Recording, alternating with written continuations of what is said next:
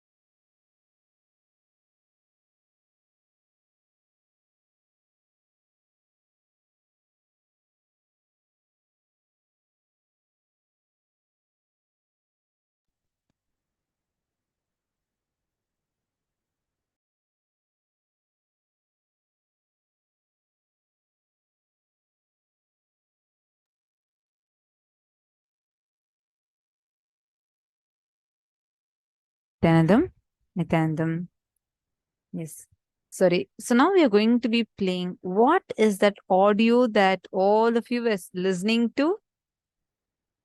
You all did the power manifestation for. Are you all ready? Shall we all see what the answer is? So, okay, first let me read what all are the answers that each of you have posted. And I again sincerely want to apologize and complete with all the participants. There has been some audio issues since morning. Our team is working actively to fix the issue. We hope to fix the issue soon.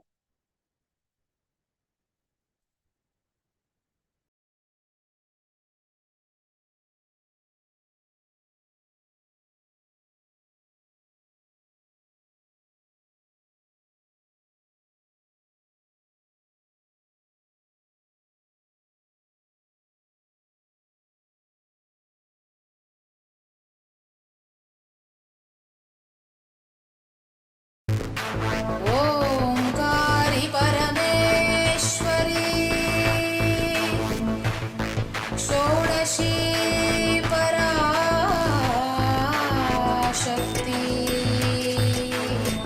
अरुणाचले अभीतभुजाम्बिके मधुरापुरी Meenakshi Samaypur Indrakshi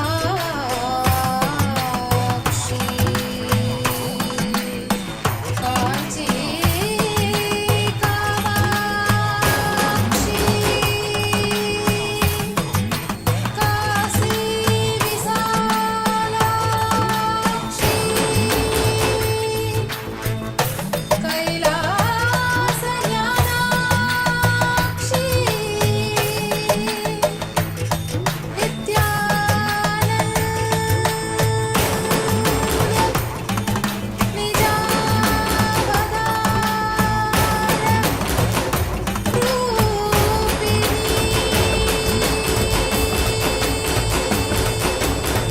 शिवशङ्करि शाप विमोचनि शोक विनाशिनि शास्त्रयुते शिवसहिते शिवशम्भु शुभङ्करि शुम्भ निशुम्भमदास्तुते सकल मनोहरि सुन्दरि सर्ववशङ्करि शङ्कर दोषकृते जय परमेश्वरि नित्य सुमङ्गलि नित्य नितेश्वरि पालय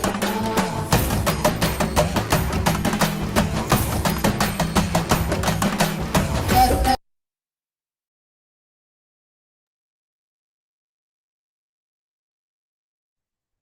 So this was the sound that was being played.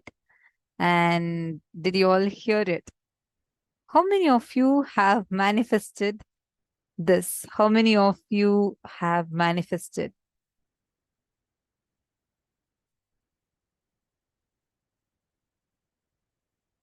Madhananda was just enjoying. Actually, in the beginning, Madhananda, you kept seeing it as Kalabhairava Ashtakam. At least yours was much closer because, yeah, I know this is Devi's, but it was very, very, very close. If you had probably listened a little more, same way Agama Priya also had posted it as Kalabhairava. It's not Kalabhairava, but it is Devi, but it was at least very close to what the sound, what type of sound it was. Did you all enjoy this session? And I really sincerely just again want to apologize for the issue. We are speedily fixing the problem. The audio issue and is getting fixed. All right. Now, let's enter into the next session. In this session, we're going to be learning about a very, very important teaching, especially that you give to children, so that the whole life, the experience of life transforms completely. The understanding about agitational gratification and delayed gratification. Let's listen to the revelation from Swamiji.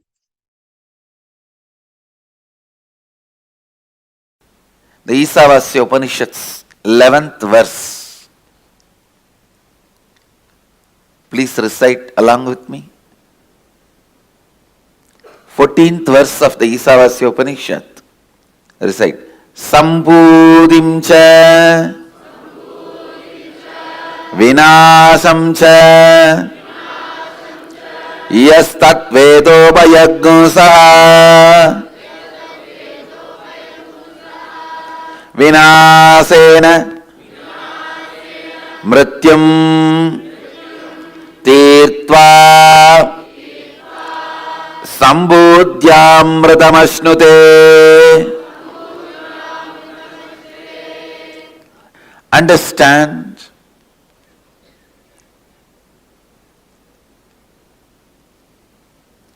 cognize your existence, cognize the existence of the life, universe, God, everything with a larger vision. Listen, why you do what you do, why you think the way you think, should be based on larger vision of life, not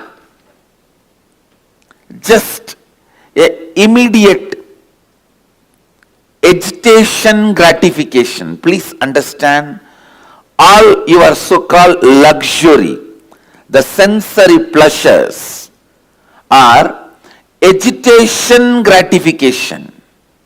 Please understand. The agitation you feel in the tongue, you gratify it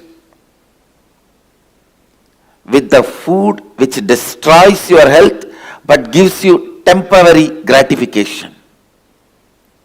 Please understand. In Agama, Mahadeva describes what is taste. If your whole tongue and the mouth experiences the saliva, that is taste. That will never happen by the food which gives you the pleasure of agitational gratification. Please understand.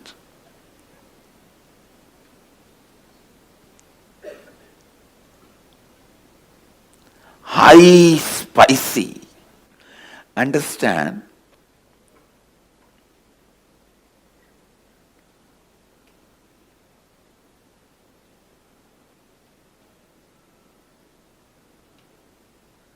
These two words, agitation gratification, delayed gratification.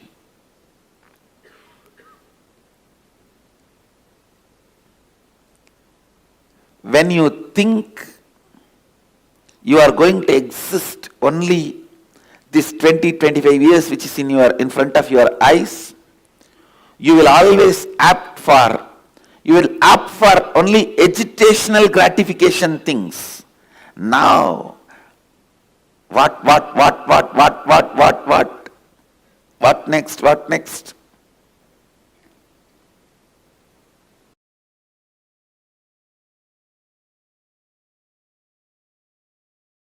See,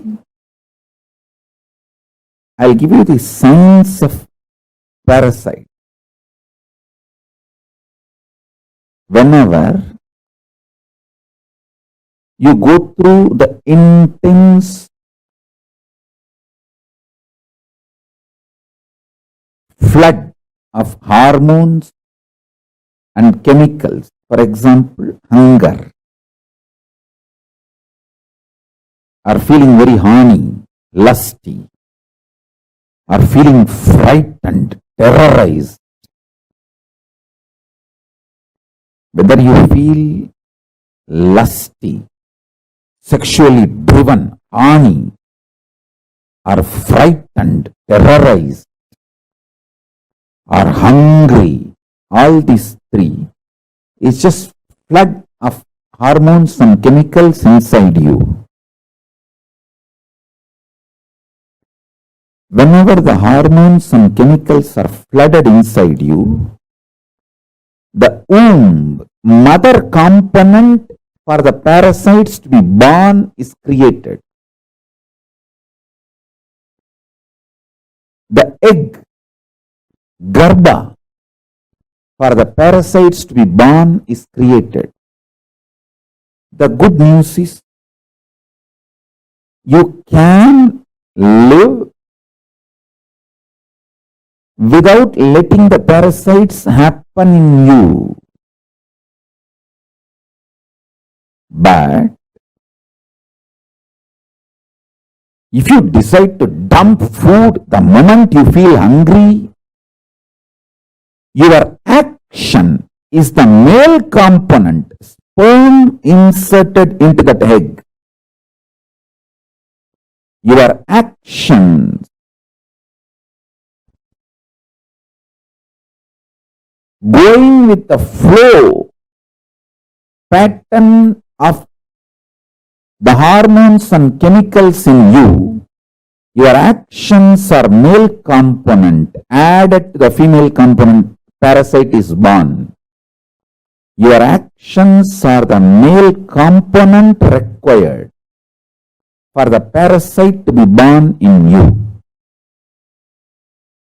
The chemicals and hormones make the womb, egg, female component for parasites. Your deluded actions, going with the flow of the hormones and chemicals, those actions are male component for the parasites to be born. When they both happen, when they both meet, parasites are born in you. Listen, never eat the moment you are hungry. Bring eating to a very clear, conscious flow. I give you the best practice. Eat only once a day. Listen to every line. Eat only once a day. At least within next 6 months, come to this practice. Raise yourself. Eat only once a day. Keep everything you want to eat before the puja. Offer everything to Paramashiva and Guru in the puja. All this as a reason. Because when you eat only once, your whole body will feel the hunger. Even though you are feeling hungry and the food is in front of you, you cannot eat immediately because you have to do the puja. Whole thing has to be offered to Paramashiva. The delayed gratification will happen. So the agitated parasites will not get strengthened by your repeated actions of fulfilling them whenever they trigger you. See, when the parasites are born, they get strengthened by triggering you and making you act on the same pattern. Listen.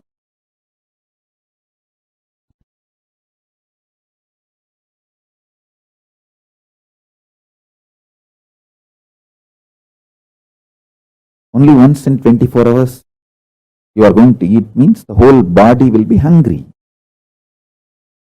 Even though the body is hungry, your parasites are triggered, and the parasites are triggering the not just hunger, anger, and the food is there in front, but you can't eat because you have to now do the puja and offer the whole thing to the deity. And finally you have to eat. The whole boiling, triggering of the parasite, the whole thing will happen and settle down. Your eating will not strengthen the patterns your parasites trigger in you. Delayed gratification will kill the parasites and the patterns triggered by the parasites. A person who does delayed gratification lives healthy, long.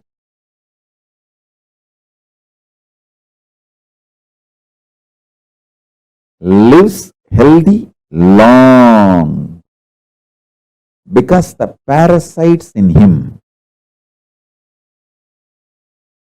can't trigger patterns in him. I tell you, don't think hunger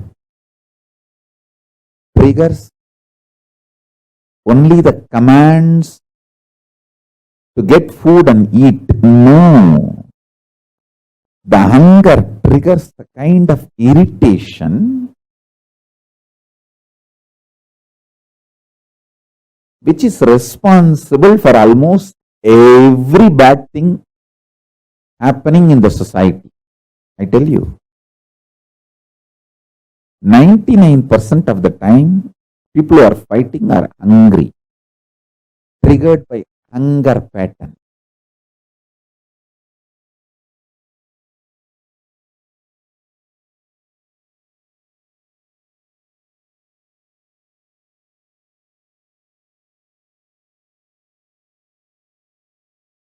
Annadana is the best strategy. I have always seen, whenever the people come to visit me, guess I tell them first, feed them, give them food, then I will meet them. So the meeting will always be pleasant. They will be in the mood to listen to what I am saying. There will be beautiful communication. Parasites get strengthened. I tell you, life is a beautiful gambling. Either it can make you God or it can just destroy you. It is how you play. Life is neither good nor bad. It's how you play. If you allow the parasites to take decisions for you,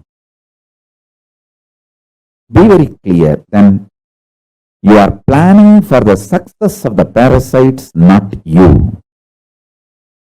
And parasites do not take the responsibility for all the happenings of your life externally, good, bad, right, wrong. It's only you who need to take the responsibility for the good, bad, right, wrong. It's you who is going to enjoy or suffer, not the parasites which is hiding inside your muscle memory. They just continue to suck you and make you believe parasites and the patterns generated by parasites are you. They literally take over your identity.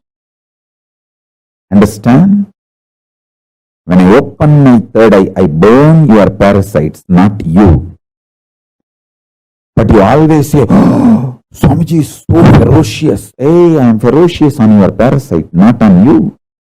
I love you. When I show my ferociousness,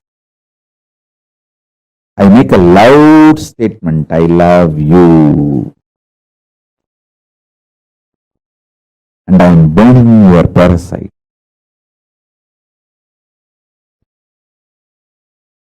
If you try to burn it on your own, you may take births and births. If you allow me to burn it, I can finish it in few days. I am telling you.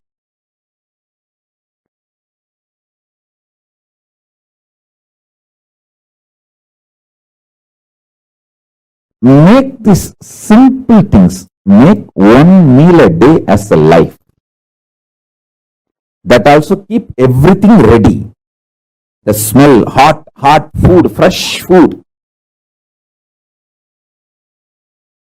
And naturally, all the patterns, parasites, everything will be triggered inside you.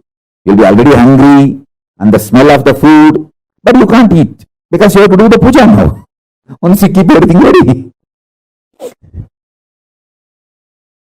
The delayed gratification.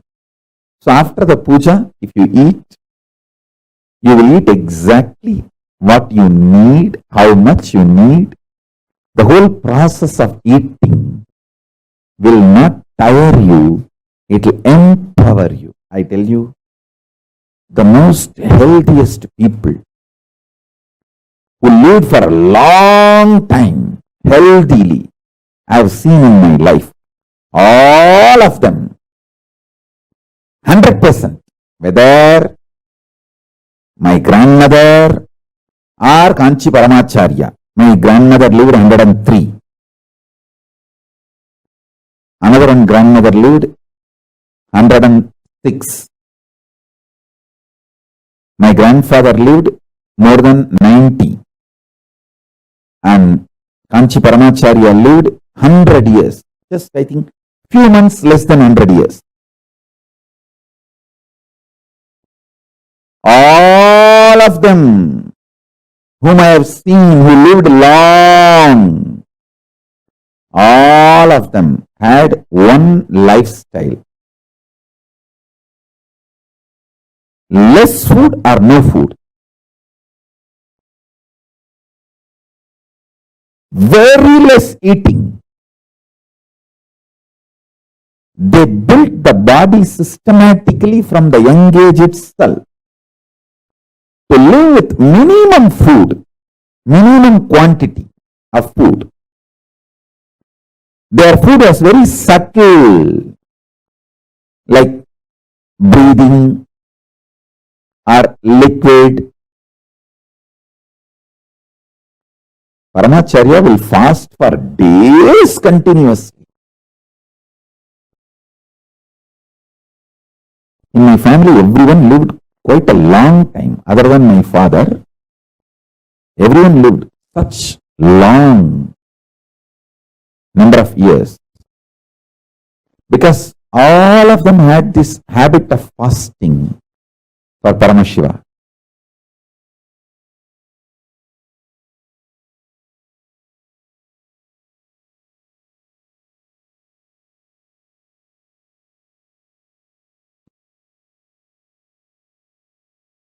Listen, this is also one of the reasons why there are sculptures about sex before you enter the temple in Gajraho or many temples, almost all temples will have sexually explicit sculpture before you enter the temple.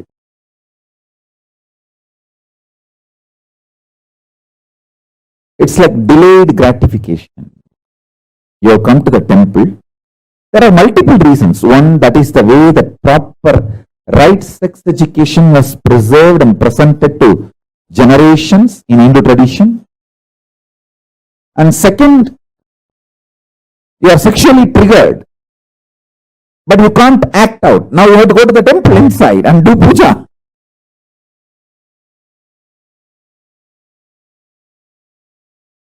Even if you are in a hurry, it will take hours. You have to go to temple and do puja and return the home, come back to the home, or you stay, only then you can find your husband or wife or partner, whatever. By the time the delayed gratification will happen, your patterns, your parasite cannot become powerful due to your actions.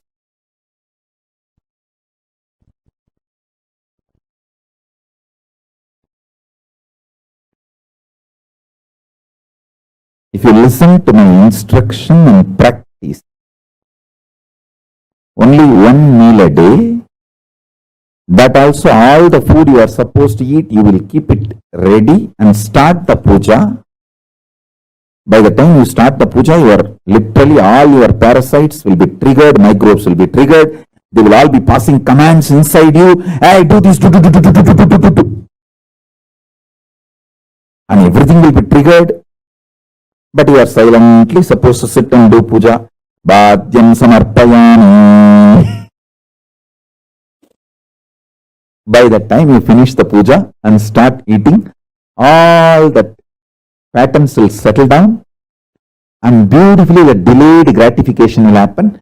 Your eating will not strengthen your parasites, microbes, and the patterns triggered by them.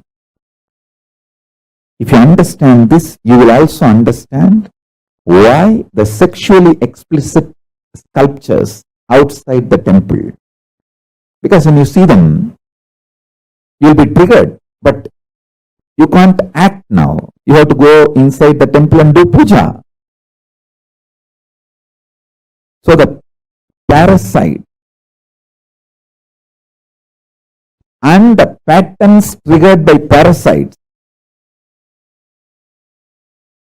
will just melt down. Your action will not strengthen the parasites and the patterns triggered by the parasite. This will empower you. This will empower you.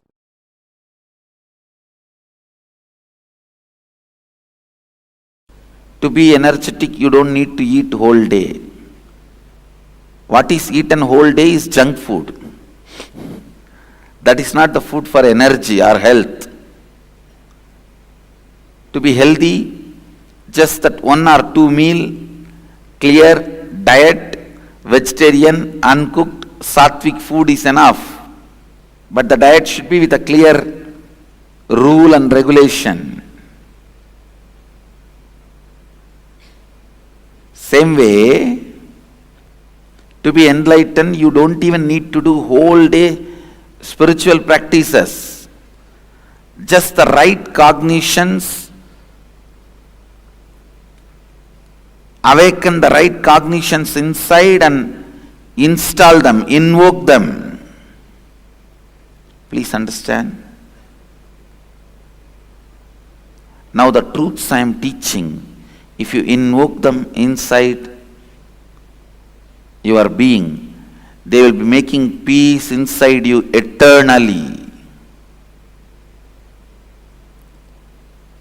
The deepermost part of the cosmic consciousness is peace. Sadashiva.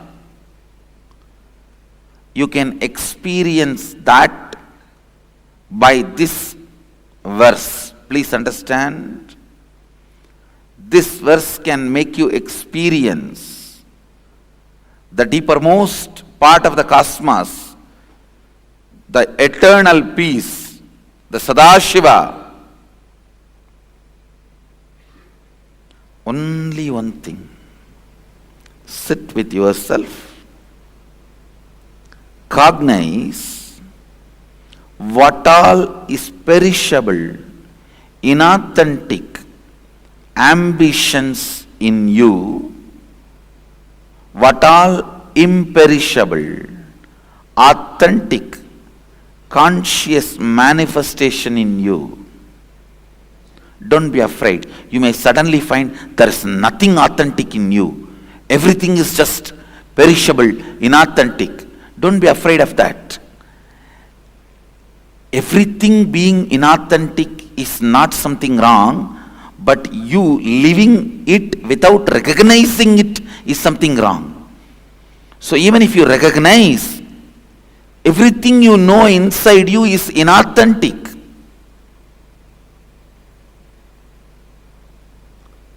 Perishable. Don't worry. This recognition itself is enough. Then drop the whole thing. Drop everything you discovered as perishable.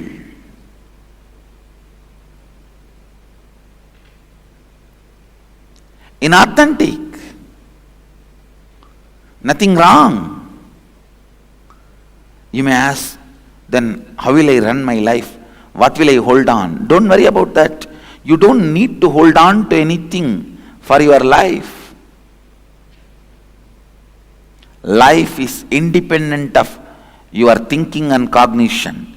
It is independent intelligence. It will start expressing when you drop all the inauthentic cognitions. When you drop all the inauthentic cognitions,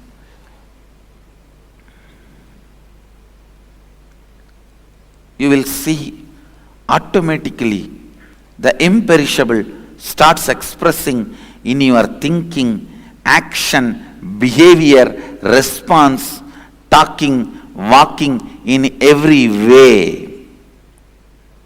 Expression of Sadashiva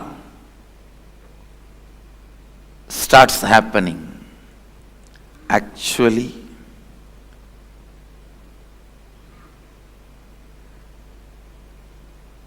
when you recognize all the inauthentic components of you, when you cognize all the inauthentic components of you, they will melt down and the authentic, imperishable will start manifesting. That manifestation is what I call living enlightenment, living Advaita, Shivoham. The cause of manifestation, Sambhavat, is Shambhava. The cause of happening is happening means manifestation means Shambhavat. The source of happening, the cause of happening is Shambhava.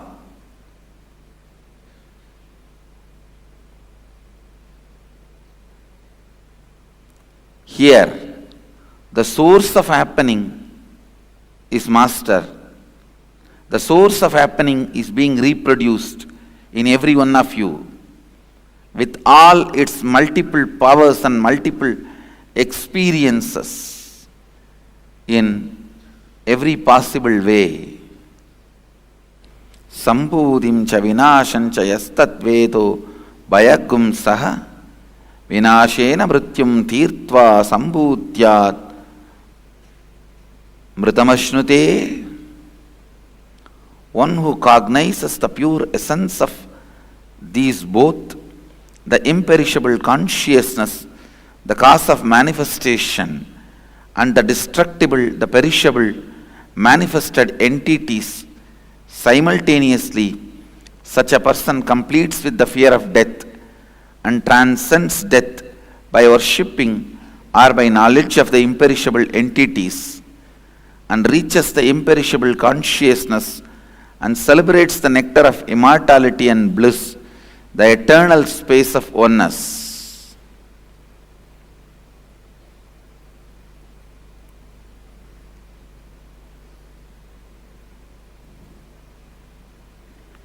Celebrate the imperishable. Celebrate the eternal.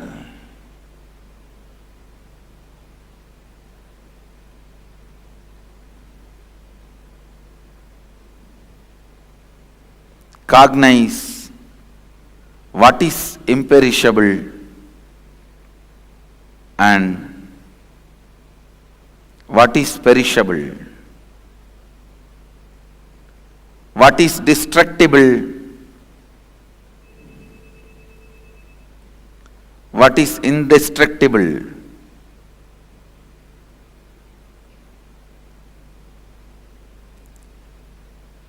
When you start cognizing the inauthentic, perishable, authentic, imperishable inside you, you complete with the fear of death and transcend death. Then no more death for you.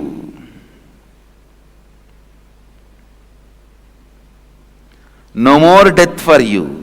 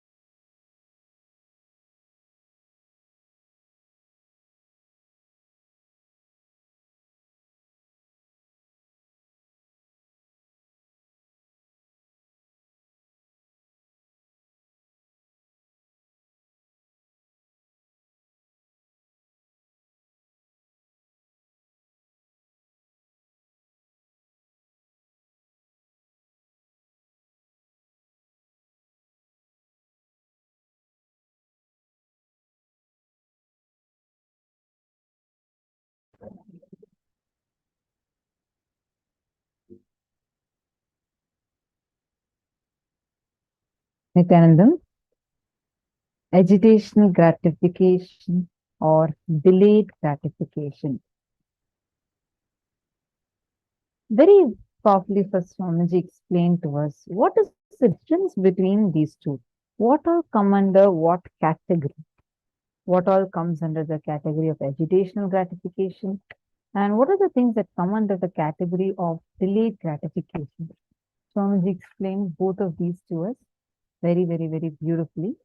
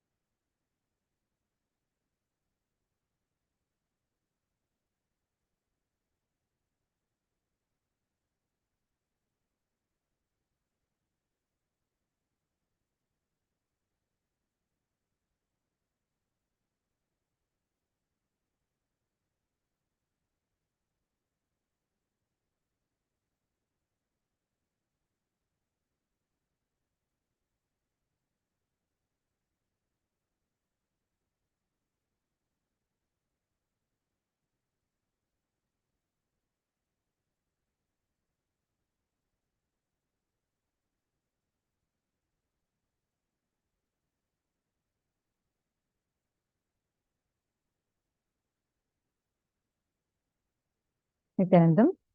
I hope now all of you are able to hear me clearly. I hope the audio is better for all of you. Are all of you able to see me and hear me clearly now? If yes, can I request all the participants to please put yes on the chat? If you're able to see me and hear me clearly, please put yes on the chat.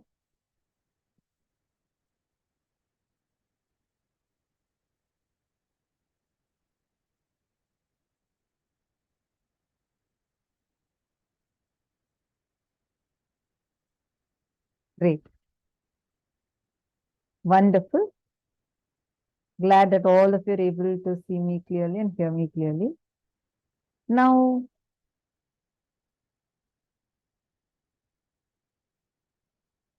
agitational gratification and delayed gratification. So powerfully, Swamiji actually explained to us the difference between both of these. When you think that, okay, I'm only going to live for this next 20, 25 years or maximum next 40 years, 50 years, when you feel that that's all you're going to exist, you will feel like an agitation in you, like what next, what next, what can I get next, how much more can I get next, next. You will always opt for only agitational gratification things. Now what next, what next? If you work for name and fame, you will have it. If you work for money, you will have it. If you work for love, you will have that. What for you work, you will have that. If you work with the perishable understanding, like worshipping the perishable, you will perish. Understand the agitational gratification, whether it is food or sound or visual, smelling, touch, in any sense, even imagination, the mind, which is totality of all of these five. That's why in Bhagavad Gita, Bhagavan Krishna says very beautifully in the 15th chapter, he says, Mana Shashtan Indriyani. Meaning, he says it's not just five senses, it is six senses, including your mind. Mana Shashtan Indriyani. So, even in that level, any agitational, gratificational thing, when in imagination level, if agitational gratification is your goal, if that is what you perceive as pleasure, if that is what you perceive as the goal of life, please understand, you are worshipping perishable and you're bound to get destroyed. That is why in Ishavasya Upanishad very clearly says, Avidyam upasate andhantama pravishanti avidyam upasate, meaning the one who's worshipping the perishable is bound to go into the lowest of the lowest world, where it is darkness enveloped by darkness. Whenever you are enjoying what you consider as pleasure, please see, take a moment. Are you agitated or are you peaceful? Are you agitated or are you enjoying? Are you grasping or grabbing? Look in. Whether you are tasting a food or seeing some visual, listening to some music or enjoying a smell or enjoying a touch or even a sexual act, look in. Are you agitated or are you in the mood of peace and enjoy? You're really wondering, what? I thought I'm enjoying all this. Take a moment, look in. Look inside yourself. You will understand that in so many places, you are only driven out of agitational gratification. How come suddenly so much of violence and anything, heroism is almost being equated to violence? I was so surprised. Like, because in Gurukul, we don't watch these movies or, have even this zero tolerance to violence. So, like when I'm hearing the kind of movies or games that modern day children are enjoying, it was a big news about how during the COVID time there was this video game called PUBG where you're supposed to just kill people. It became so popular. See, that is because society is driving you with your agitational gratification. You will not do something bad to you when you are really enjoying something. You're not enjoying that, you're only enjoying the agitational gratification. You're only getting agitational gratification. How many of you are understanding what agitational gratification is?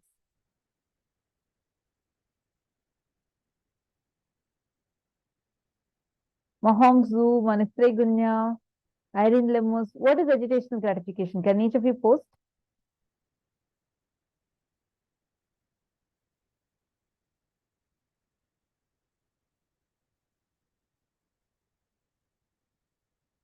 Yes.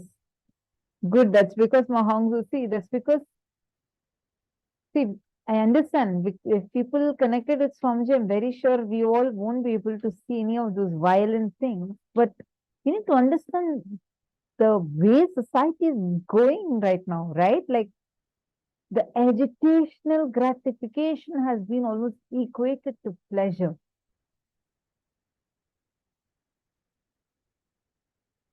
Mavirupaksha is asking for more explanation. Sure, ma'am. Listen carefully. Whenever you see only the limited 20 to 20 maximum, you just see that limited time frame and you just want to grab it.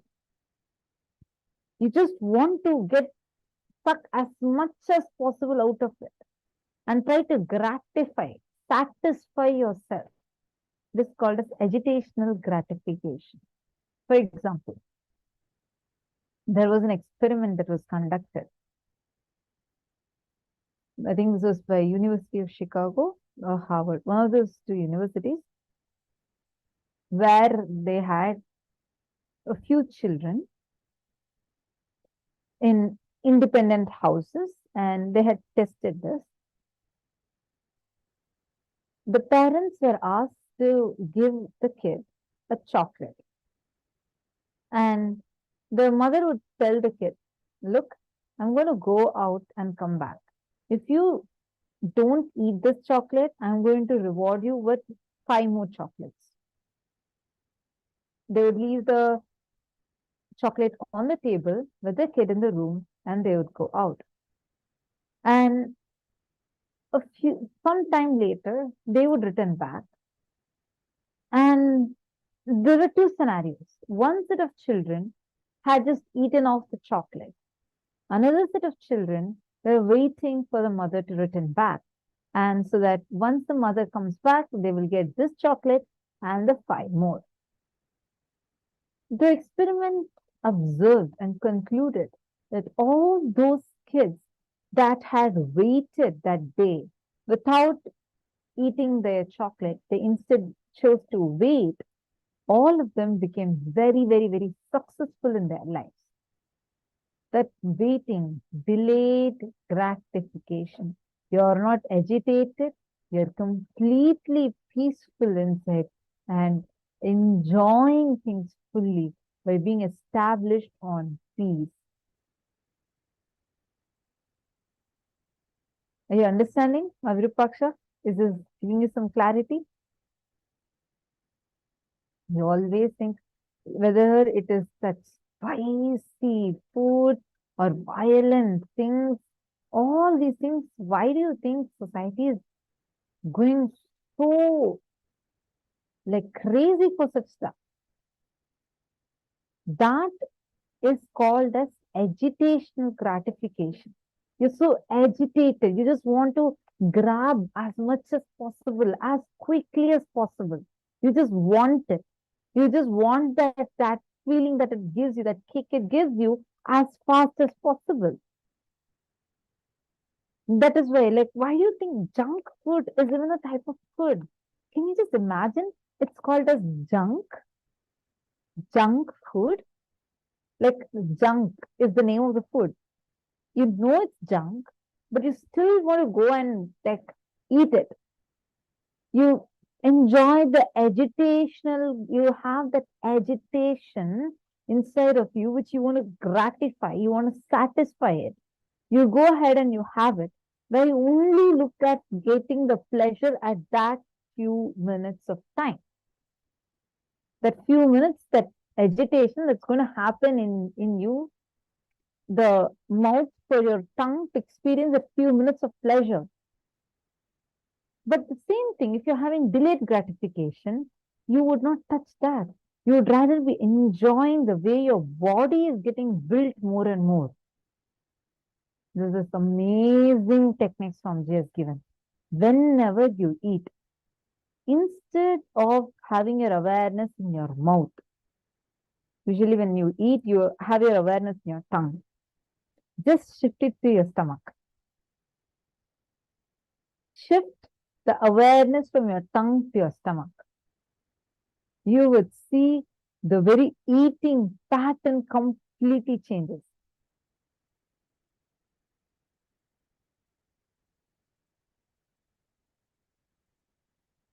Whenever you are enjoying what you consider as pleasure, please take a few minutes and look in. Are you agitated or are you peaceful? Whether you are tasting a food or you are just watching something, are you agitated or are you peaceful?